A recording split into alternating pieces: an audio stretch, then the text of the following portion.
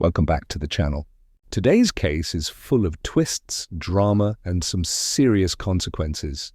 We're diving into the story of Amethyst Garcia, a mother of 5 who finds herself facing multiple probation violations, new charges, and a courtroom that has run out of patience. The judge is about to make it crystal clear that leniency has limits. Will Garcia's pleas for another chance be enough to sway the court, or is she heading straight to prison? Stay tuned, because this case escalates fast, and the final ruling will leave you speechless. You can remain on the phone, and your attorney can perhaps negotiate with the state and see if the state is willing to do anything. However, a warrant is going to be issued for your arrest. Okay. All right. Do you need to speak with her? But you have her phone? Right, I have a phone, Your Is Honor. this going to end up being a contested hearing? Yes, Your Honor. And that should get, okay, one issue I have is right now. We just filed it. They just filed it. This is not going today. My question is whether or not it's going to be a contested hearing. It's not going today. No. No. So And another issue is bond. And apparently when you file the MTR and Your Honor signs it, turns into a warrant, does it not? yes, it does. Okay, so now she had no idea. They just put it, so I'm asking for a PR bond on this MTR, Your Honor. Oh, the court is not going to grant a PR bond. So that means that now she has a warrant and she has to come and turn herself in. Yes. All right, Ms. Ferguson, can I have a 15-day reset for a contested hearing? So do I have to turn myself in? You need to speak to your attorney, but there's a warrant out for your arrest. They didn't tell me any of this. All right, well, allegedly, you've never reported for probation. You can definitely tell that that's there. All right, so it's going to be reset for October 24th. What time? Okay, At 9 so a.m. is there any way to get it for November? Only because I'm out of state. As soon as I had bonded out, I had moved with my dad, trying for me and my kids, have 5 little girls. I'm trying to do everything I can possibly right to stay straight, to not get in trouble or anything. And with a warrant, I have 5 children. I'm a single mother. Well, here's the thing. Allegedly, they're saying that you have never reported. So, I mean, they're saying you never reported. And there's no way to get that MTR lifted. You need to speak to your attorney. Let's pause here for a second. Notice what just happened. Garcia claims this is her first time even seeing her attorney, and yet the judge is pointing out a major violation. She allegedly never reported to probation. This is a critical moment because in probation cases, the burden isn't on the court to track you down, it's on the defendant to follow through. By not reporting, Garcia essentially gave the prosecution all the ammunition they need to argue she can't be trusted with another chance. Quick question for you. Do you think probation failures like this are due more to personal choice or to lack of proper guidance and support? Let me know in the comments. I've tried, and this is the first time I've even seen my attorney. Well, here's the thing, Miss Garcia. Yes, ma'am. The first time that probation allegedly is seeing you. Right. And I do believe that allegedly you probably don't have permission to have left Bexar County. Yes, they told my dad when my dad had helped bond me out. No. Here's the thing. I don't need to hear about your case. I'm just telling you that your court date is going to be on October 24th. A motion to revoke has been filed. If you would like to speak to your attorney by phone and your attorney has your phone, you can remain on the phone, and your attorney can perhaps negotiate with the state and see if the state is willing to do anything. However, a warrant is going to be issued for your arrest. Okay. All right. Do you need to speak with her? But you have her phone? I have a phone, Your Honor. I can zoom in. All Out there. right. Oh, sure. I'll zoom in. All right. I just need the ID numbers. All right, Ms. Ferguson, if you could, Is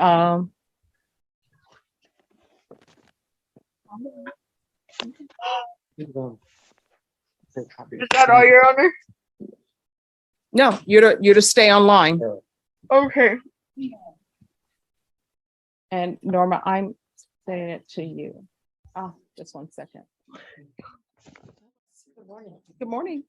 I'm here for Amicus Garcia, who's supposed to show up for her FTR hearing, Mhm. contested hearing. Apparently she didn't show up. All right. I did talk to her over the weekend. She said she was on the way. Remember, she had left the state of Texas, gone to Yes. Missouri somewhere, that she was coming back, but obviously she's not here. All right. We're So I've gonna, been waiting for about 45 minutes. all right, we're gonna go on the record. Can I have someone from the state on Amethyst Garcia, please? Court is calling 2021 CR 2958 and 2022 CR 8569, State of Texas versus Amethyst Garcia. Can I have parties announced for the record for the state? Brittany Sparks. Defense? Ni Gallegos Carrillo. All right, this hearing was scheduled at 9 a.m. It is now 9:55 a.m. Deputy Laura, is there an Amethyst Garcia outside the courtroom? No, Your Honor, she is not. And she is currently not in the courtroom either. Counsel, where's your client? I talked to my client over the weekend, Your Honor. I reminded her about coming to court, that it was in person and that she needed to be here, that she was on her way into Texas. And I said, okay, then I'll see you on Monday, and that's as far as it went.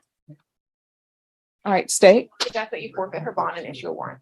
All right, Caroline, is she on a PR bond or no? She already has an active warrant, Your Honor, Okay. And that's the active warrant on which case? on that one. I believe the one, the NPR, Okay, I believe so. all right. Well, the court will issue a bond forfeiture and remand your client without bond. If your client makes an appearance, then the court will reconsider. All right, thank you. Court is calling 2021 CR 2958 and 2022 CR 8569, State of Texas versus Amethyst Garcia. Can I have parties announced for the record for the state? Jason Garrett, Your Honor. Ni Gallegos Carrillo con Ms. Garcia. And are you Miss Garcia? Yes. Ms. Garcia, in cause number 2022 CR 8569, you entered a plea, and according to the plea bargain agreement, punishment is to be assessed at a cap of 5 years in the prison. There's a $1,500 fine. State is silent on your application. They're taking in consideration NIMAG number 688702. Have both parties had a chance to review the PSI report? Yes, Your Honor. With my understanding that the cap was at 4, and that's, No, I'm just reading what's in the, My understanding is cap at 5. 5. Yes. Okay. all right. And then, Ms. Garcia, I'm going to show you what's entitled motion to revoke community supervision and state's motion to supplement pending motion to revoke probation. Did you review those documents with your attorney? Did you understand them? I can't hear you. Yes, ma'am. Are you the same Amethyst P. Garcia who's placed on community supervision in 2021 CR 2958 for the offense of possession of a controlled substance, penalty group 1 gram or 4 grams on April 18, 2022 for a term of 5 years? Yes, ma'am. Violated condition number 1 on or about the 9th day of June 2022 in Bear County, Texas. The defendant, Amethyst P. Garcia, committed the offense of possession of controlled substance, penalty group 1, 4 to 200 grams, in violation of condition number 1. How do you plead to that? True or not true? True. Your Honor, we'll waive the remaining violated conditions. All right, did you understand by pleading true to violation of condition number 1, the court could find it true, grant the motion, and sentence you up to 6 years in prison and up to a $1,500 fine? Yes, ma'am. Knowing that, do you still wish to plead true to violation of condition number 1? Yes, ma'am. Court will find violation of condition number 1 true. I'm assuming there is no agreement on the motion to revoke. That is correct, Your Honor. All right, and the state is silent on 2022 CR 8569. In that cause number, defense, do you have any witnesses? Oh, yeah. All right, then the court will hear argument.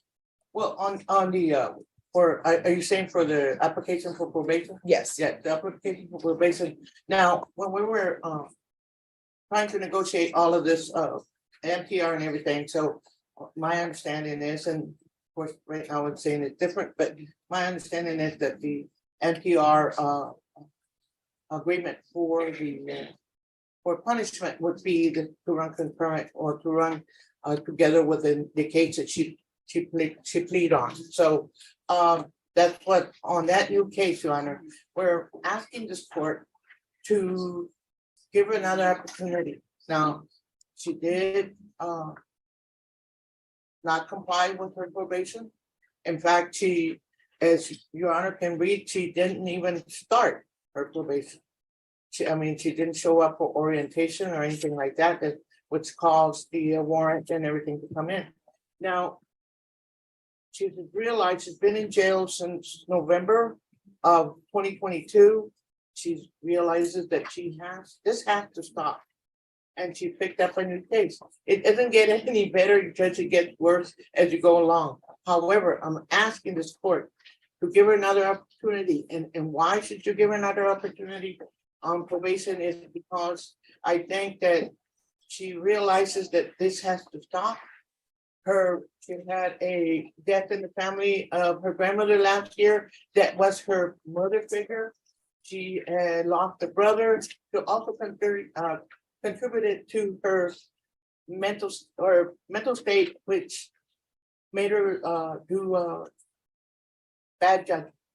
So we're asking the court to give her the opportunity to go on probation, do things right, go back, because she's got 5 daughters to go home to, which are in the hands of their family. She has a father that is there, that is willing to support her, and she also has a job that's waiting for her when she gets out. So we're asking the court to give her the opportunity. It's a second opportunity. I know that the facts in her case don't warrant it, but we're asking the court to do so. Because I had long conversations with Ms. Garcia, and I can tell the difference in attitude as to what she has to do in order to continue on with her life. Now, the TAP evaluations are recommending safety, and safety right now is, I know it's a long waiting list, and it'll be maybe a year, a few months before she goes to safety. But we're asking the court to follow the other alternative, which is the outpatient treatment, and put as many requirements on her for her probation to do the outpatient treatment. That way she can go to work, she can go take care of her children, and she can prove to this court that she, and I'm not saying she learned her lesson, I'm just saying she had learned that she has to stop. That's the only words I can come up with. She has to stop. She has to grow up and be there, a parent for her children. And I'm asking the court for probation. All right. So anything you wish to say, Ms. Garcia? Yeah, it shouldn't have used it, is it? All right, do you want to raise your right hand? Do you solemnly swear affirm the testimony you give will be the truth and nothing but the truth, so help you God? You can lower your hand. You're gonna have to make sure you keep your voice up. State your name for the record. Amethyst Garcia. All right, what would you like to say? That I apologize, that I was in the wrong, that I used an excuse when it's not an excuse, and I've acknowledged that now. I'm not saying that, oh, no, that's the time. No, I know that I have to do what I need to, and I do have 5 daughters, 9, 8, 7, 6, and 5. And I need to be there for them. I do have a job lined up. I do have support from family, and it's time to go on with my life and to carry on and do what I need to do as a woman, as a mother, and do what I need to do. All right. Ms. Garcia, I'm looking at your criminal history. And sometimes people are learning their lessons, but your criminal history is not good. And when I look at criminal history, I'm not necessarily looking at it to say, oh, this person is a bad person. I'm looking at it to see, has there been any type of intervention? Has somebody learned their lesson? Is there anything that I can do to protect the community and have this person being, productive member of society? And I'm looking at your history, and there have been plenty of interventions for you, and you have not taken advantage of any of those interventions. And I don't think probation is appropriate for you because of that. And because of other things that are in the PSI report, the fact that I previously had you on probation to work with you. And I think any defense attorney in this courthouse, in this courtroom will tell you that when I put people on probation, I'm hoping that they will be successful, and I give them conditions to have tools to be successful. And I always ask people when I place them on probation, I always ask them, is there anything else they need from the court to be successful? And what you've done since you've been on probation is not report. You just picked up new charges, and I can't have that. All right, the court is going to sentence you to a $1,500 fine, time and money. I'm sorry, cause number 2022 CR 8569. The court will sentence you to a $1,500 fine, time and money to run concurrent. This will run concurrent with 2021 CR 2958. 5 years in the prison. Take in consideration NIGHTMAG number 688702. Give you credit for any time served. All right, and we'll do a request for therapeutic community. All right, next we're going to move on, and cause number 2021 CR 2958. The court found violation of condition number 1 true. The court will sentence you to 5 years in the prison. Give you credit for any time served. This will run concurrent with 2022 CR 8569. There's to be no contact with Antonio Reyes, Reyes. And there is a $1,500 fine, time and money to run concurrent. All right, we can go off the record. Ms. Garcia, I know you wanted probation. Your attorney told me about your daughters. When you get out of prison, you need to make sure that you stay on the straight and narrow so you can be in their lives, all right? All right, good luck to you. And there you have it. Amethyst Garcia has been sentenced to 5 years in prison plus fines, with her cases running concurrently. Despite her attorney's emotional argument about family struggles and pleas for a second chance, the judge focused on one key point. Garcia had multiple interventions in the past and failed to take advantage of them. In the end, probation wasn't an option. The court made accountability the priority.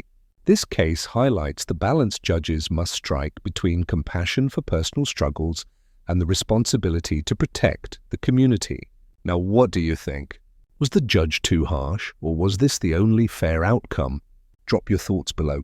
And if you found this breakdown as eye-opening as we did, make sure to hit that like button, share this video with a friend, and don't forget to subscribe for more shocking courtroom stories and legal breakdowns.